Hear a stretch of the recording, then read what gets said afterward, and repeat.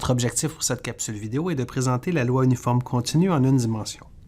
La loi uniforme continue est l'analogue de la loi uniforme discrète lorsque l'espace d'état est un intervalle plutôt qu'un ensemble discret de points. Il s'agit possiblement de la loi de probabilité la plus intuitive au sens où l'on attribue la même vraisemblance, la même masse de probabilité à chaque valeur possible de cet espace d'état. Donc, au menu de cette capsule vidéo, nous allons définir à partir de la fonction de densité la loi uniforme. Nous allons ensuite identifier la fonction de répartition et nous allons terminer en calculant la moyenne et la variance de cette loi. La loi uniforme sur l'intervalle alpha-bêta est une loi de probabilité dont la fonction de densité est de la forme suivante. C'est-à-dire qu'on attribue la même masse de probabilité partout sur l'intervalle alpha-bêta, c'est-à-dire 1 sur bêta moins alpha, ou en d'autres mots, 1 sur la longueur de l'intervalle alpha-bêta. Il est assez simple ici de vérifier qu'il s'agit bel et bien d'une fonction de densité, c'est-à-dire que c'est une fonction qui est positive, évidemment, qui intègre à 1. Donc, graphiquement, tout ça va devenir très clair. Donc, disons qu'on s'attarde tout particulièrement au trait en vert, celui qui correspond donc à la loi uniforme sur l'intervalle de moins 2 jusqu'à 2. Donc, évidemment, ici, j'ai de la masse de probabilité sur l'intervalle moins 2 à 2, et je suis égal à 0 à l'extérieur. Et ensuite, la hauteur du trait, donc la masse de probabilité constante, devrait être égale à 1 sur la longueur de l'intervalle, ici, qui est 4. Donc, j'arrive évidemment à 0,25. Évidemment, tout ça me permet de voir que l'aire du rectangle va être égale à 1, donc j'ai bel et bien une fonction de densité. Donc, si x est une variable aléatoire uniformément distribuée sur l'intervalle alpha-bêta, on écrira les deux choses suivantes. Donc, ce qu'on entend par là, c'est que la fonction de densité de la variable aléatoire grand X est donnée donc par la fonction de densité de la loi uniforme sur alpha-bêta. Et comme on le disait plus tôt, donc l'espace d'état étant justement l'intervalle, on pourra affirmer que la variable aléatoire prend des valeurs entre alpha et bêta. Étant donné qu'on a défini la loi uniforme à partir de sa fonction de densité, on va maintenant identifier la fonction de répartition. Donc, soit toujours grand X, une variable aléatoire uniformément distribuée sur l'intervalle alpha-bêta, on veut calculer la fonction de répartition évaluée à un point petit x quelconque. Donc, on sait que la fonction de répartition, c'est l'intégrale de moins l'infini jusqu'à cette valeur petit x-là de la fonction de densité. Donc, ici, la fonction de densité, c'est 1 sur la longueur de l'intervalle, donc 1 sur bêta moins alpha, et j'ai justement cette masse de probabilité-là sur l'intervalle allant de alpha jusqu'à bêta. Donc, ici, je vais me choisir y comme variable d'intégration. Évidemment, ici, la valeur de l'intégrale va être différente selon que x soit dans l'espace d'état, soit dans l'intervalle alpha-bêta ou à l'extérieur. Donc ici, on va supposer que le x est, pour l'instant, entre alpha et bêta. Dans ce cas-ci, je vais utiliser ma fonction indicatrice, donc j'aurai l'intégrale de alpha jusqu'à petit x de 1 sur bêta moins alpha. Donc ici, le 1 sur bêta moins alpha, je le sors à l'avant, et il me reste tout simplement une intégrale de la fonction 1, donc je vais avoir x moins alpha. Donc en général, j'aurai la fonction de répartition suivante. Donc, évidemment, il n'y a aucune masse de probabilité avant le alpha, donc j'aurai aucune masse de probabilité si mon x est plus petit ou égal à alpha.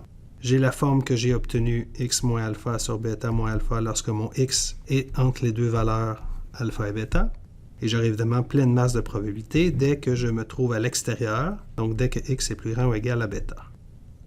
Graphiquement, la fonction de répartition d'une loi uniforme prendra donc la forme suivante, c'est-à-dire qu'on est égal à 0 avant le alpha, on est égal à 1 après le bêta, et entre les deux, en fait, on est linéaire. Et en fait, la pente de cette droite-là est égale à 1 sur bêta moins alpha. Donc évidemment, la pente sera d'autant plus grande que l'intervalle couvert par la loi est petit. Donc par exemple, si on regarde le trait en bleu, donc pour la loi uniforme 0,1, c'est parmi les trois exemples, celui dont la longueur de l'intervalle est le plus petit. On voit c'est celui pour lequel la pente est la plus grande. Calculons maintenant l'espérance et la variance d'une variable aléatoire uniforme sur l'intervalle alpha-bêta. Donc, étant donné que la masse de probabilité est constante partout sur l'intervalle, on s'attend à ce que l'espérance soit égale en fait au point milieu de notre intervalle. Donc, c'est ce qu'on va vouloir vérifier. Donc, afin de vérifier ça, il faut calculer en fait l'intégrale allant de moins l'infini à plus l'infini de la fonction identité, donc c'est petit x, intégré par rapport à la fonction de densité. Donc, dans ce cas-ci, la fonction de densité, c'est 1 sur la longueur de l'intervalle et la fonction indicatrice de l'intervalle en question. Donc, je sais que partout à l'extérieur de l'intervalle alpha jusqu'à bêta, je vais prendre la valeur 0 à cause de l'indicatrice et je vais me retrouver avec x sur bêta moins alpha. Donc, je peux factoriser le bêta moins alpha à l'avant. Il me reste tout simplement à intégrer la fonction identité. Donc, sa primitive, c'est x carré sur 2 que je vais évaluer en alpha et en bêta.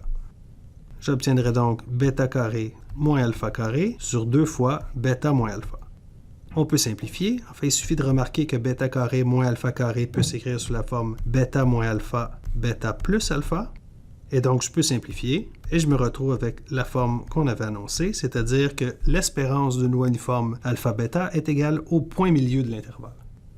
On peut effectuer un calcul similaire afin d'obtenir le deuxième moment. Donc, l'espérance de x au carré va être égale à la chose suivante qu'on peut en fait simplifier. Donc, je peux diviser mon bêta au cube moins alpha au cube par bêta moins alpha et j'obtiendrai quoi? J'obtiendrai bêta carré plus alpha bêta plus alpha au carré. Et j'aurai toujours le terme 3 au dénominateur. La variance maintenant, on sait que c'est l'espérance du deuxième moment moins le carré de l'espérance.